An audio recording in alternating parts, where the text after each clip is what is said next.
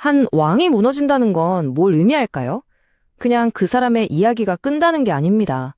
남겨진 모든 사람들에게 일종의 뭐랄까 도덕적 시험대가 되거든요. 오늘 바로 그 시험에 대한 이야기를 좀 해볼까 합니다. 왕이 살해당하는 사건? 이건 그냥 역사책에 나오는 한 줄이 아니에요. 그 주변 사람들의 인간성이 어떤지를 비춰주는 뭐랄까 하나의 거울 같은 게 되죠. 오늘 저희는 그 거울에 비친 몇몇 인물들의 선택을 한번 따라가 보려고 합니다. 이 이야기의 가장 중심에는요, 조선의 한 어린 왕이 있습니다. 바로 단종인데요. 너무나 짧고 또 너무나 비극적으로 생을 마감해야 했던 소년 왕의 이야기죠. 자, 이 타임라인을 한번 보세요. 정말 숨이 막힐 정도입니다. 불과 5년이에요. 5년 만에 한 소년의 인생이 왕좌에서 죽음으로 그냥 곤두박질 쳐버린 거죠. 이때 그의 나이 겨우 17살이었습니다. 그리고 이 말, 이게 단종이 겨우 14살 때 남긴 탄식이라고 합니다. 나에게는 오래 살 복이 없구나. 마치 자기 운명을 다 알고 있었다는 듯한 이 한마디에 어린 왕이 느꼈을 절망이 그대로 담겨 있는 것 같죠? 새로운 권력은 그야말로 공포 정치를 시작합니다. 폐위된 왕한테 충성을 바치는 건 당연히 반역이었고요. 심지어 그의 시신에 손을 대는 것조차, 그 흔적을 남기는 것조차 금지됐던 거죠. 자, 보통 우리는 이런 상황에서 사욕신을 떠올리죠. 새로운 왕을 섬기느니 차라리 죽음을 택했던 사람들, 그들의 장렬한 충심은 역사에 아주 굵직하게 기록되어 있습니다. 하지만 오늘 우리가 할 이야기는요, 바로 다른 길을 선택한 사람들 이야기입니다.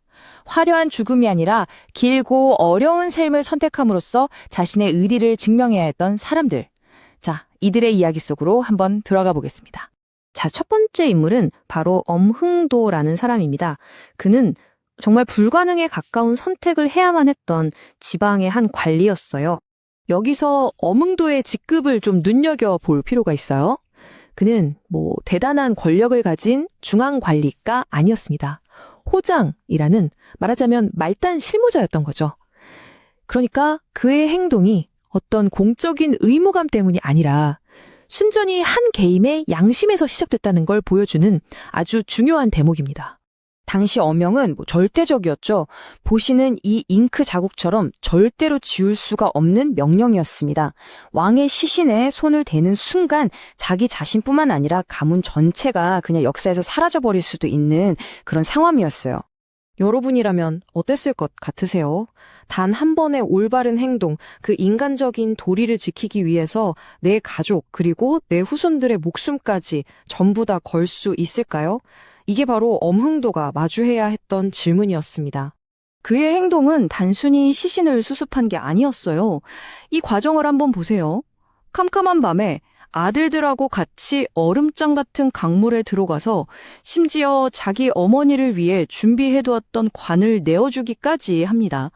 그리고 그 대가는 평생에 걸친 도망자 신세였죠. 온 가족이 고향을 등지고 숨어 살아야 했던 정말 엄청난 희생을 치른 겁니다. 자, 그럼 이제 두 번째 이야기로 넘어가 볼까요? 이번에는 매화라는 궁녀가 보여준 또 다른 방식의 충절에 대한 이야기입니다. 매화는 어린 왕비를 모시던 궁녀였는데요. 이 이야기는 죽음을 앞둔 왕이 홀로 남게 될 왕비를 걱정하면서 그녀에게 남긴 마지막 개인적인 부탁에서 시작됩니다. 이게 바로 단종이 매화에게 남긴 마지막 부탁이었습니다. 너는 반드시 살아남아야 한다.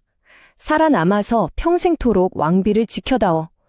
살아남으라는 이 한마디가 그녀의 남은 인생 전부를 바꿔놓게 되죠. 여기서 매화의 선택이 사실 얼마나 더 어려운 것이었는지를 알 수 있습니다. 다른 동료 궁녀들을 보면요. 왕이 죽자 그를 따라서 강물에 몸을 던져서 스스로 목숨을 끊었거든요. 어쩌면 그게 더 명예롭고 쉬운 길이었을지도 몰라요. 하지만 매화는 살아남으라는 훨씬 더 고통스러운 길을 선택한 겁니다. 64. 이 숫자가 뭘 의미하는 걸까요? 이게 바로 매화가 폐위된 왕비를 모시면서 그 약속을 지킨 시간입니다. 무려 64년. 한 사람의 인생 거의 전부를 바친 거죠. 그러니까 매화의 충절은요, 한순간에 타오르고 꺼지는 그런 불꽃 같은 게 아니었던 거예요. 이건 매일매일 아주 조용하고 끈질기게 이어진 끝이 보이지 않는 마라톤 같은 거였습니다. 자, 그럼 이제 이 두 이야기를 통해서 우리가 무엇을 배울 수 있는지 그 핵심을 한번 짚어보도록 하죠. 이 표를 보시면 두 가지 충절의 모습이 아주 명확하게 비교가 되죠. 한쪽은 순교자의 충절입니다.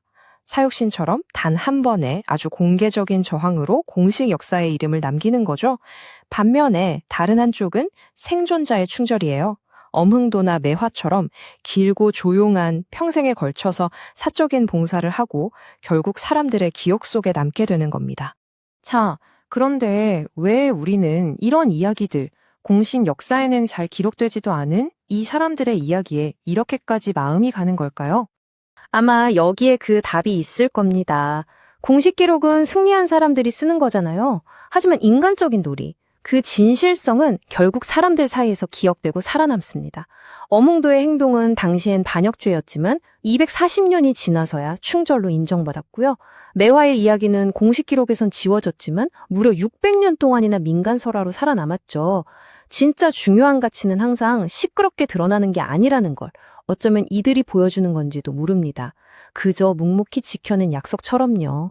결국 이들의 행동은 잘 쓰여진 공식 역사라는 깨끗한 종이 위에 번져버린 잉크 자국 같은 거라고 할 수 있겠습니다. 지우려고 해도 결코 지울 수 없는 그런 선명한 흔적 말이죠. 마지막으로 이 질문을 한번 던져보고 싶네요. 역사는 승리한 자들을 기업한다고들 하죠. 하지만 우리가 정말로 배우고 본받아야 할 사람은 과연 누구일까요?